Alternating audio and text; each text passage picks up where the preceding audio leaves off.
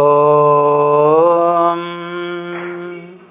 புத்தகம் வாசிப்போமா பகுதியில் மகாபாரத கதை பகுதி 43. புத்தகம் வாசிப்பது உங்கள் கோவிந்தராய் சுப்பிரமணி. இந்த பதிவுடன் மகாபாரத கதை நிறைவடைகிறது. முந்தைய பதிவின் கதை சுருக்கம். பஞ்சபாண்டவர்கள் போரில் வெற்றி பெற்று ஆட்சியை அமைத்தார்கள். கிருஷ்ணர் துவாரகைக்கு சென்றார்.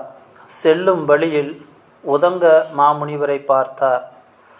அவர் இவ்வளவு காலமும் தவத்தில் இருந்தபடியால் மகாபாரத போர் நடந்ததை அறியாமல் கிருஷ்ணனிடம் பாண்டவர்களும் கௌரவர்களும் ஒற்றுமையாக இருக்கிறார்களா என்று நலம் விசாரித்தார். கிருஷ்ணன் பாரத போர் நடந்து கௌரவர்கள் அனைவரும் கொல்லப்பட்டார்கள் என்று விவரம் சொல்ல, உதங்கர் கிருஷ்ணனின் மேல் கோபம் கொண்டு, நீ இருந்தும் பாரத போர் நடந்ததா என்று சபிக்கலானார். கண்ணன் உதங்கரை சமாதானப்படுத்தி போருக்கான விவரத்தை சொன்னான். உதங்கர் சமாதானமடைந்தார். உதங்கருக்கு கண்ணன் வரம் தருவதாக வாக்களித்தான். உதங்கர் முதலில் மறுத்தார். பின்பு, தான் பாலைவன பிரதேசங்களில் அலையும் காலகட்டங்களில் எனக்கு தண்ணீர் வேண்டும் என்ற தேவை ஏற்படும் போது தண்ணீர் கிடைத்தால் போதும் என்பதை வரமாக பெற்றார். ஹஸ்தினாபுரத்தில் தர்மபுத்திரன் ராஜசூய யாகம் நடத்தினான். அனைவருக்கும் தான தர்மங்களை கொடுத்தான். அப்பொழுது ஒரு கீரிப்பிள்ளை வந்து, படியளவு மாவிற்கு இந்த யாகம் சமமில்லை என்று விளக்கம் கூறியது. உஞ்சவபிருத்தி பிராமணரின் கதையை கூறி, அவரின் தானத்துக்கு இந்த யாகம் எப்போதும் நிறைவாக இருக்காது. அவர் கொடுத்த படியளவு மாவே சிறந்த தானம், அதுவே சிறந்த வேள்வி என்று தர்மபுத்திரனுக்கு சொல்லி கீரிப்பிள்ளை மறைந்தது. அடுத்த தலைப்பு 15 ஆண்டுகள் ராஜ்யபாரம். மனிதனுக்கு ஒரு பொருள் கிடைக்கும் வரையில் அதை பற்றிய மோகம், பொருள் கிட்டியதும் அதன் மேல் வைத்திருந்த ஆசை கரைந்து போய் புது சங்கடங்கள் மனிதனை பீடிக்கும். போர் புரிவதும் பகைவனை கொள்வதும் சத்திரியருக்குரிய தர்மமாக இருந்தாலும், சகோதரர்களை கொண்டு சம்பாதித்த பதவியும் செல்வமும் என்ன சுகத்தை தரும்? இதைத்தான் அர்ஜுனன் கண்ணனிடம் யுத்தம் ஆரம்பிக்கும் தருவாயில் முறையிட்டது. அதற்கு சமாதானமாக கண்ணன் தர்மத்தை பற்றியும் கடமையை பற்றியும் உபதேசம் செய்தான். ஆயினும் அர்ஜுனன் சொன்னதிலும் உண்மை இல்லாமலில்லை. இதற்கான விளக்கத்தை முந்தைய பதிவின் கடைசியில் பார்த்தோம். பாண்டவர்கள் கௌரவர்களை ஜெயித்துவிட்டு சம்பூர்ண ராஜ்ய பதவியை அடைந்தார்கள். பிறகு கடமையை உத்தேசித்து ராஜ்யபாரம் வகித்து நடத்தினார்கள். ஆனாலும் எதிர்பார்த்த சந்தோஷம் அடையவில்லை. வெற்றி பெற்று ராஜாதிபத்தியம் அடைந்த பாண்டவர்கள் திருதராஷ்டிரனை எந்த விதமாக நடத்தினார்கள் என்று ஜனமேஜய கேட்க வைசம்பாயனர் கதையை சொல்கிறார். துக்க சாகரத்தில் மூழ்கிய திருதராஷ்டிரனிடம் எல்லா விதத்திலும் கௌரவம் காட்டியே பாண்டவர்கள் ராஜ்ய பரிபாலனம் செய்து வந்தார்கள். எல்லா காரியங்களையும் திருதராஷ்டிரனிடம் அனுமதி பெற்றே பாண்டவர்கள் தர்மபுத்திரன் தலைமையில் ராஜ்ய பரிபாலனம் செய்து வந்தார்கள். பெற்ற 100 மக்களையும் கனவில் பெற்ற தனத்தை போல் இழந்த காந்தாரியை குந்தி தேவி மிகவும் அன்போடும் பக்தியோடும் பார்த்து வந்தாள். திரௌபதியானவள் அவர்கள் இருவரையும் சமமாகவே பாவித்து பணிவிடைகள் செய்தும் வினயமாகவும் நடந்து கொண்டாள். திருதராஷ்டிரனுடைய மாளிகையில் அவனுக்காக சிறந்த சைனங்களையும் ஆடை ஆபரணங்களையும் தர்மபுத்திரன் அமைத்தான். அவனுக்கு பலவிதமான பட்சணங்களையும் ஆகாரங்களையும் செய்து அனுப்பி வைத்தான். கிருபாச்சாரியார் திருதராஷ்டிரனுடன் வசித்து வந்தார். வியாசர் அவனுக்கு ஆறுதல் கொடுக்கக்கூடிய கதைகளை சொல்லி வந்தார். அரசியல் விவகாரங்களை தர்மபுத்திரன் திருதராஷ்டிரனை அவ்வப்போது கேட்டு அவனுடைய அனுமதியின் மேல் செய்வது போல செய்து வந்தான். ராஜாவான தர்மபுத்திரன் திருதராஷ்டிரனுக்கு வருத்தம் உண்டாகக்கூடிய பேச்சு ஏதும் பேசாமல் ஜாக்கிரதையாக இருந்தான். பல தேசங்களில் இருந்து வரும் மன்னர்கள் கௌரவ சிரேஷ்டரான திருதராஷ்டிரனை முன்போலவே மகாராஜாவாகவே உபசரித்தனர். ஸ்ரீகள், காந்தாரிக்கு ஸ்திரீகள் காந்தாரிக்கு பணிவிடை செய்வதில் ஒரு குறையும் இல்லாமல் பார்த்து வந்தார்கள். யுதிஷ்டிரன் புத்திரர்களை இழந்த இவர் ஒரு சிறிதும் துக்கப்படாமல் இருக்க வேண்டுமென்று தன் சகோதரர்களுக்கு உத்தரவிட்டிருந்தான். பீமனை தவிர மற்றவர்கள் அவ்வாறே செய்து வந்தனர். திருதராஷ்டிரன் பாண்டவர்களால் நன்கு பூஜிக்கப்பட்டு தன் புத்திரர்கள் ஜீவித்திருந்தால் எவ்வளவு சுகம் கிடைக்குமோ அவ்வளவு சுகத்தையும் போகங்களையும் அடைந்தான். திருதராஷ்டிரனும் பாண்டவர்களை அன்போடு பார்த்து வந்தான். அவர்களிடம் அபிப்பிராயம் காட்டவில்லை. இவ்வாறு பாண்டவர்கள் திருதராஷ்டிரனை நன்றாகவே நடத்தி வந்தார்கள்.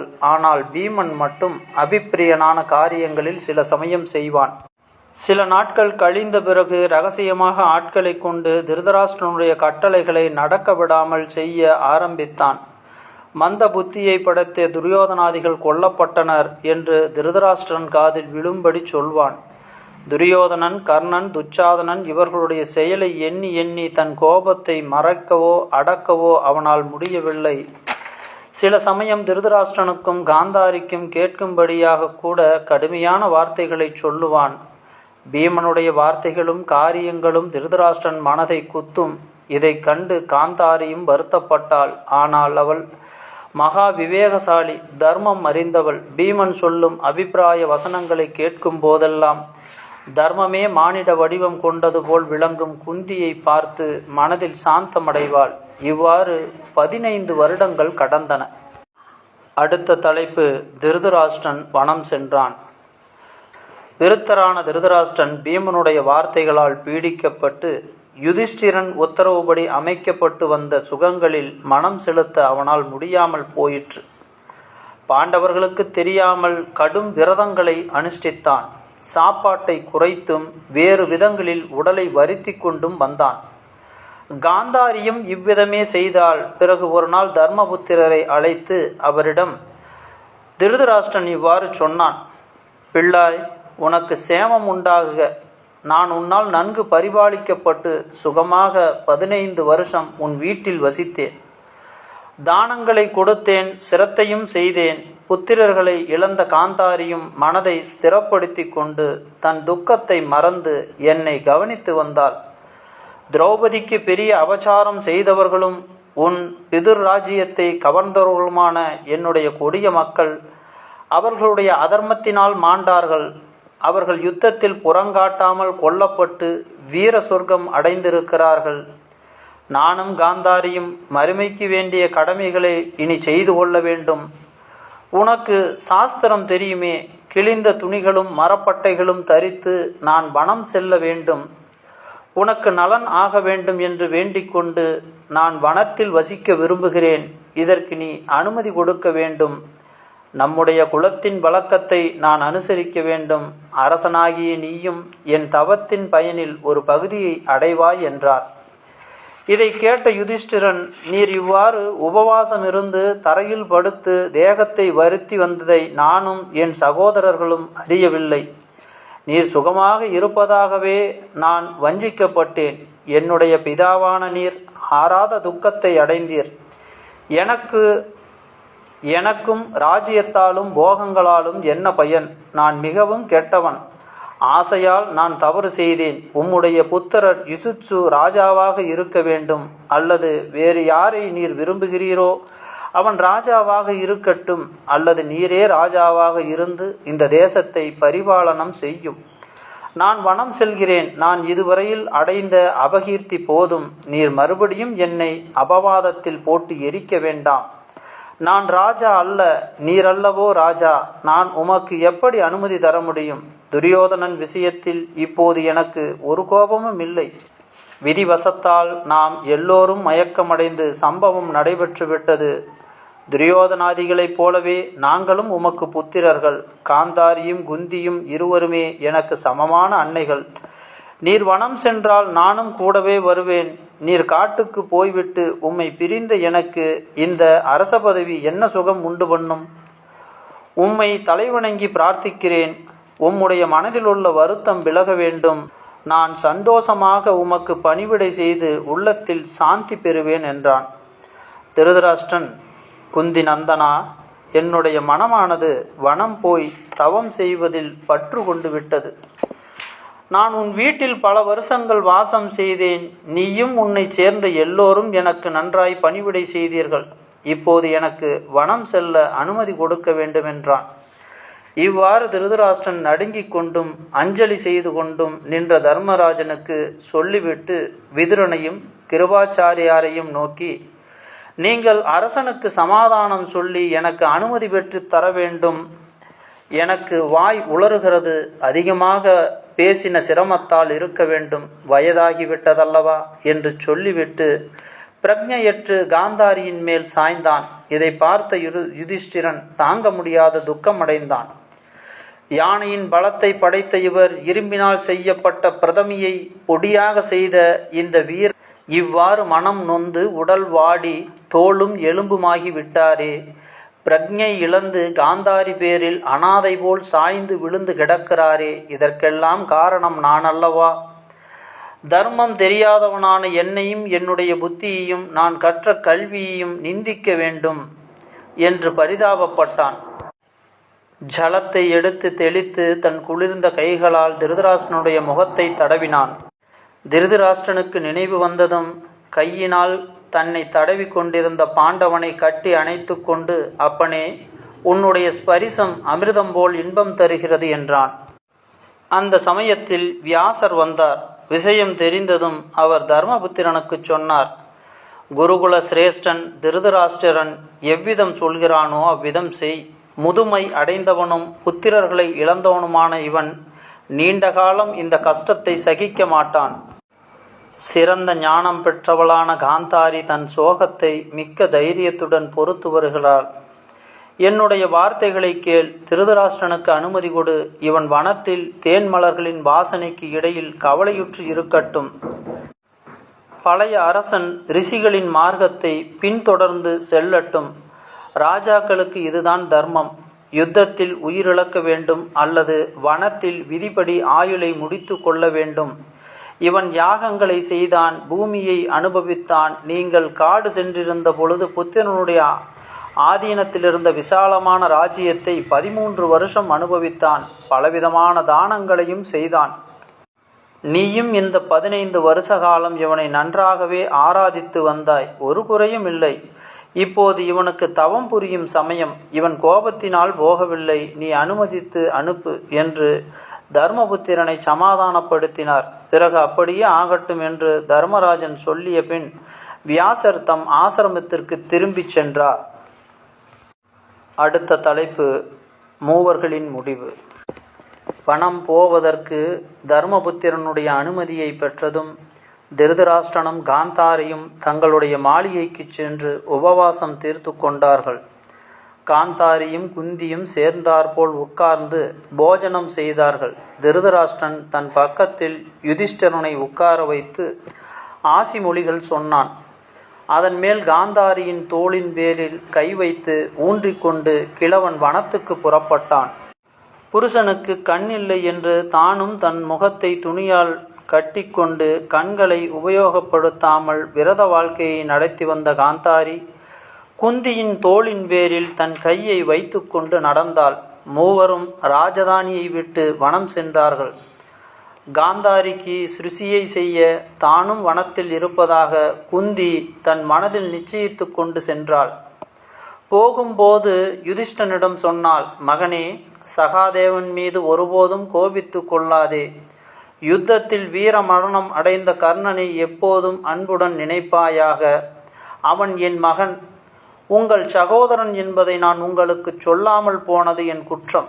திரௌபதியை பிரியமாக பார்த்து கொள்ளுங்கள். பீமனும் அர்ஜுனனும் நகுலனும் சகாதேவனும் ஒருபோதும் துக்கப்படாமல் பார்த்துக்கொள். குலத்தின் பாரம் இனி உன்னுடையது என்றாள். காந்தாரியை வழி அனுப்பத்தான் குந்தி சென்றாள் என்று அதுவரையில் எண்ணிக்கொண்டிருந்த தர்மபுத்திரன் இதை கேட்டதும் ஒரு முகூர்த்த நேரம் ஒன்றும் சொல்லத் தெரியாமல் திகைத்தான். பிறகு, அன்னையே, இது வேண்டாம். எங்களை ஆசீர்வதித்து யுத்தத்துக்கு அனுப்பினாய். இப்போது எங்களை விட்டுவிட்டு நீ வனம் போவது தர்மமல்ல என்று யுதிஷ்டிரன் தாயை வருத்தி கேட்டுக்கொண்டான். ஆனால் குந்தி வனம் செல்வதாக நிச்சயித்துவிட்டு உறுதியாக நின்றாள். என் பர்த்தா இருக்கும் உலகத்துக்கு நான் போக விரும்புகிறேன். காந்தாரியுடன் வனத்தில் வசித்து தவம் செய்து நான் உங்கள் தகப்பனாரை சேருவேன். நீ திரும்பிச் செல், நகரத்துக்குப் போ.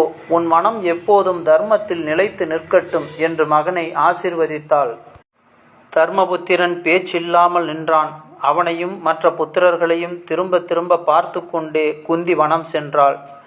ஒருவர் தோள் மேல் ஒருவர் கை வைத்து ஊன்றிக்கொண்டு அந்த 3 விருத்தர்களும் வனம் போன இந்த சித்திரம் நேற்று நம் வீட்டில் நடந்த ஒரு சோக நிகழ்ச்சி போலிருக்கிறது. 3 வருஷங்கள் திருதராஷ்டிரனும் காந்தாரியும் குந்தியும் வனத்தில் கழித்தார்கள். பிறகு ஒரு நாள் திருதராஷ்டிரன் குளித்துவிட்டு ஆசிரமத்துக்கு சென்றான். அப்போது காடு தீப்பற்றி கொண்டது. காற்றடித்து வனம் முழுவதும் நெருப்பு பரவிற்று. மான்களும் காட்டு பன்றிகளும் கூட்டம் கூட்டமாக ஓடி அங்கிருந்த தடாகத்தை அடைந்தன. கூட இருந்த சஞ்சயனை நோக்கி, நீ இந்த அக்னி நின்று ஓடி தப்புவாயாக என்று சொல்லிவிட்டு கண்ணில்லாத கிள அரசனும் கண்ணை வஸ்திரத்தால் கட்டி மறைத்து கொண்டிருந்த காந்தாரியும் குந்தி தேவியும் கிழக்கு முகமாக உட்கார்ந்து கொண்டு யோக நிலையில் அமர்ந்து நெருப்புக்கு இரையானார்கள்.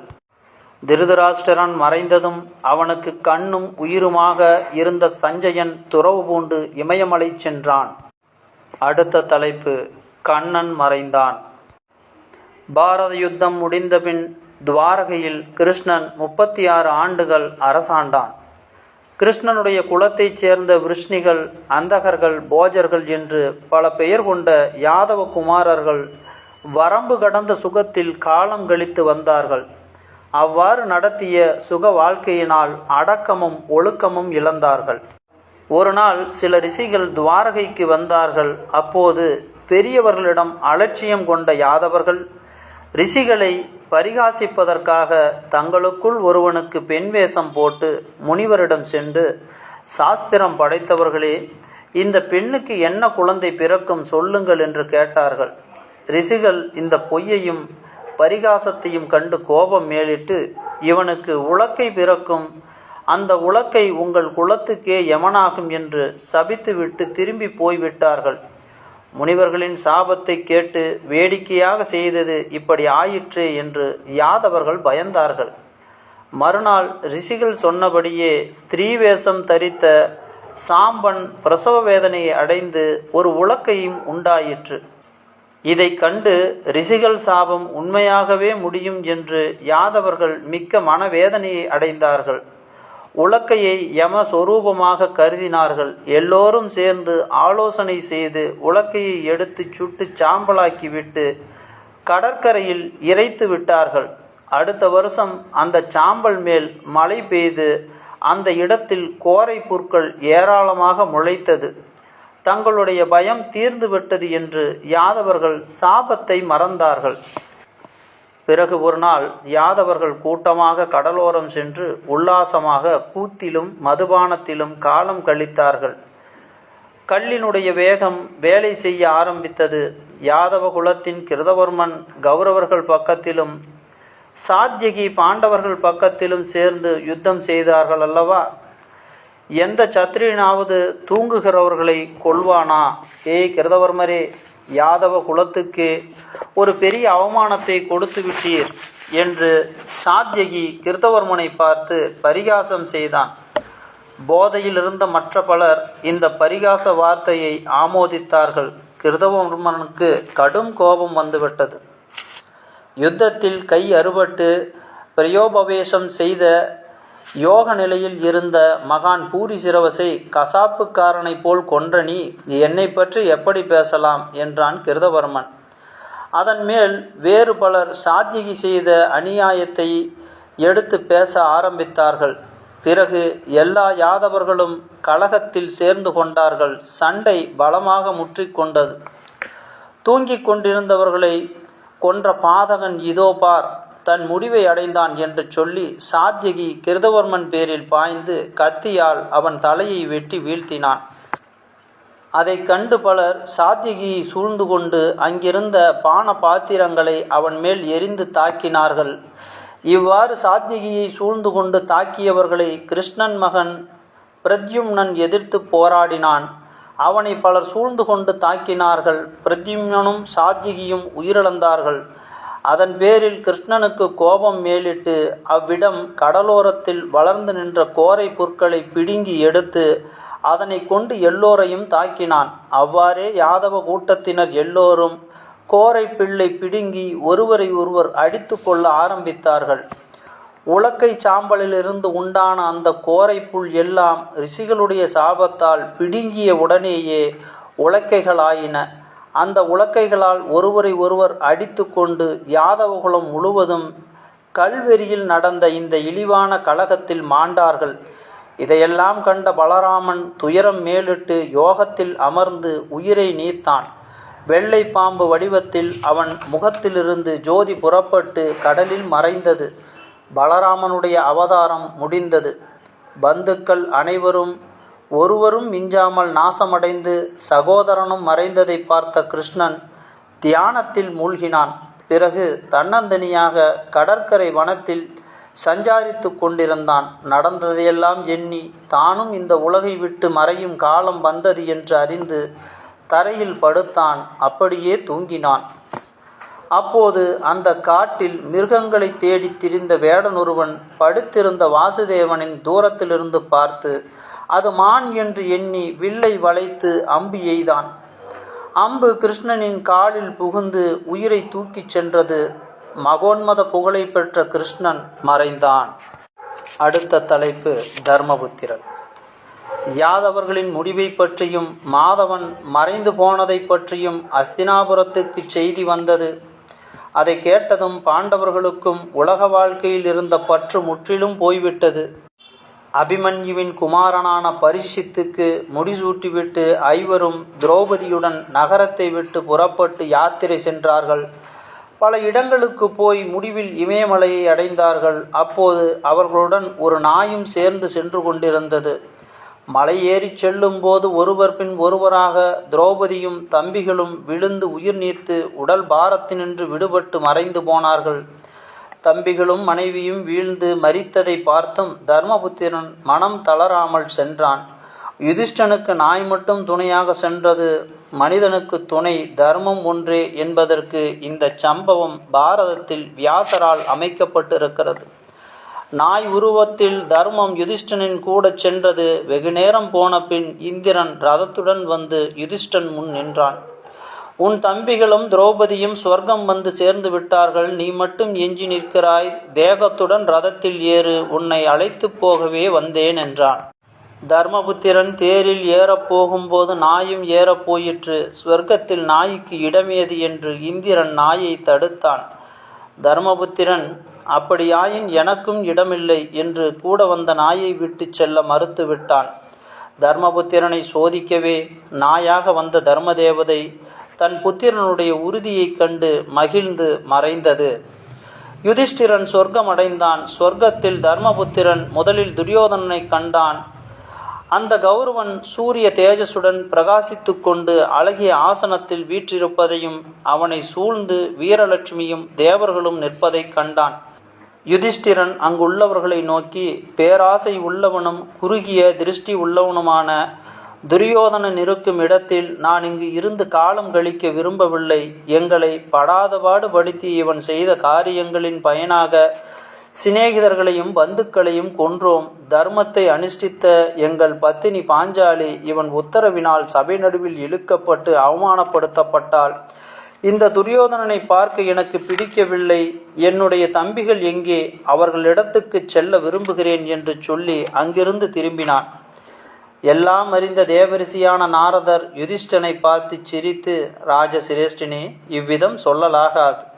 ஸ்வர்க்கத்தில் விரோதம் என்பது கிடையாது. துரியோதனனை பற்றி இந்த வார்த்தைகளால் சொல்ல வேண்டாம். வீரனான துரியோதனன் சத்திரிய தர்மத்தின் சக்தியால் இந்த பதவியை அடைந்திருக்கிறான். மகனே, தீர்ந்து போன நிகழ்ச்சிகளை மனதில் பதிய வைத்து கொள்ளக்கூடாது. முறைப்படி துரியோதன ராஜாவுடன் இங்கேயே இரு. இங்கு விரோதங்களுக்கு இடமில்லை. மானிட தேகத்தோடு நீ வந்திருக்கிறபடியால் இவ்வாறு உனக்கு தவறான எண்ணங்கள் உண்டாகின்றன. அவற்றை அகற்று என்று சொன்னார். இதை கேட்ட யுதிஷ்டிரன், பிராமணரே, தர்மத்தை அறியாதவனும் பாவியும் நல்லோருக்கு தீமை செய்தவனும் பகையும் கோபமும் வளரச் செய்தவனும் கணக்கிறந்த ஜனங்களை அழியச் செய்தவனுமான துரியோதனனுக்கு இந்த வீர சொர்க்கம் கிடைத்திருக்கிறது. சூரர்களும் சீலர்களுமான என்னுடைய சகோதரர்களும் திரௌபதியும் என்ன கதி அடைந்திருக்கிறார்கள்? அவர்களையும் கர்ணனையும் இன்னும் எனக்காக உயிர் நீத்த என் நண்பர்களான ராஜாக்களையும் இங்கே காணவில்லை. நான் அவர்களை பார்க்க விரும்புகிறேன். விராடனையும் துருபதனையும் திருஷ்டகேதுவையும் பாஞ்சால குமாரர்களையும் சிகண்டியையும் திரௌபதி புத்திரர்களையும் சூரன் அபிமன்யுவையும் பார்க்க விரும்புகிறேன். அவர்கள் இங்கே என் கண்ணுக்கு தென்படவில்லையே. என் நிமித்தம் யுத்தமாகிய பெரிய வேள்வி தீயில் தங்கள் சரீரங்களை எரித்து மாண்ட அந்த வீரர்களை நான் இங்கே காணவில்லை. அவர்கள் எல்லோரும் எங்கே? அவர்கள் இருக்கும் இடத்தில் வசிக்க விரும்புகிறேன். என் தாய் குந்தி கர்ணனுக்கு ஜலத்தர்ப்பணம் செய் என்றாள்.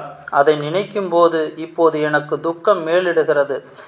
கர்ணன் யார் என்பதை அறியாமல் என்னால் சாகடிக்கப்பட்டான். அவனை பார்க்க விரும்புகிறேன். எனக்கு உயிரை காட்டிலும் பிரியமான பீமனையும் தேவராஜனுக்கு ஒப்பான அர்ஜுனனையும் நகல சகாதேவர்களையும் எப்போதும் தர்ம நெறியில் நின்றவளாகிய பிரிய பாஞ்சாலியையும் பார்க்க விரும்புகிறேன். இந்த இடத்தில் இருக்க எனக்கு உண்மையில் முடியவில்லை.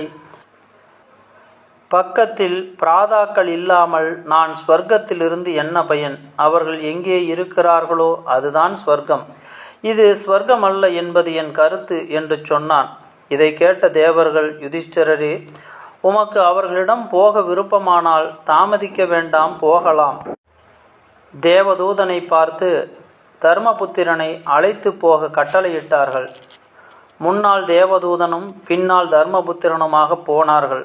போன மார்க்கத்தில் இருள் சூழ்ந்து கொண்டது. ஓரளவுக்கு கண்ணுக்கு தெரிந்ததெல்லாம் பயங்கரமாக இருந்தது. வழியெல்லாம் மாமிசமும் உதிரமும் கலந்த சேறு, பிணங்களும் எலும்புகளும் மயிரும் நாற்புறங்களிலும் கிடந்தன. எங்கும் புழுக்கள்.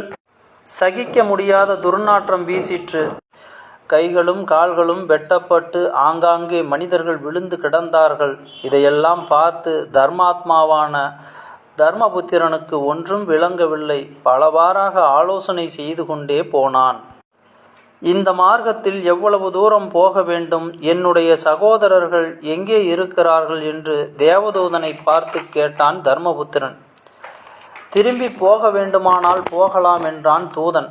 துர்நாற்றத்தை சகிக்க முடியாமல் யுதிஷ்டிரன் திரும்ப போக மனம் கொண்டான். அந்த சமயத்தில் நாற்புறங்களிலிருந்தும் தீனஸ்வரமான குரல் கிளம்பிற்று. ஓ தர்மபுத்திரரே, போய்விட வேண்டாம்.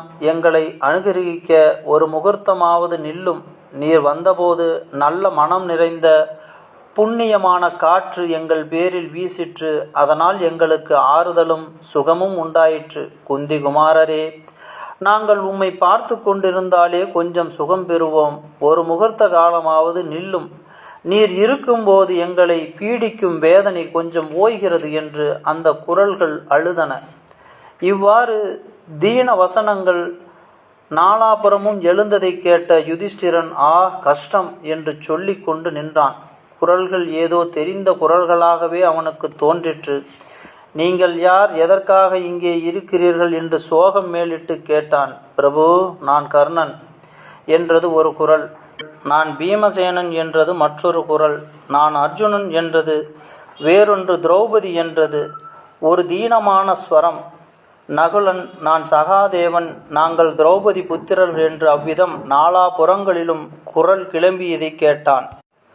தாங்க முடியாத சோகத்தால் பீடிக்கப்பட்ட தர்மபுத்திரன், இவர்கள் என்ன பாப கர்மம் செய்தார்கள்? திருதராஷ்டிர புத்திரனான துரியோதனன் என்ன புண்ணியம் செய்து மகேந்திரனைப் போல் தேஜசுடன் சொர்க்கத்தில் இருக்கிறான்?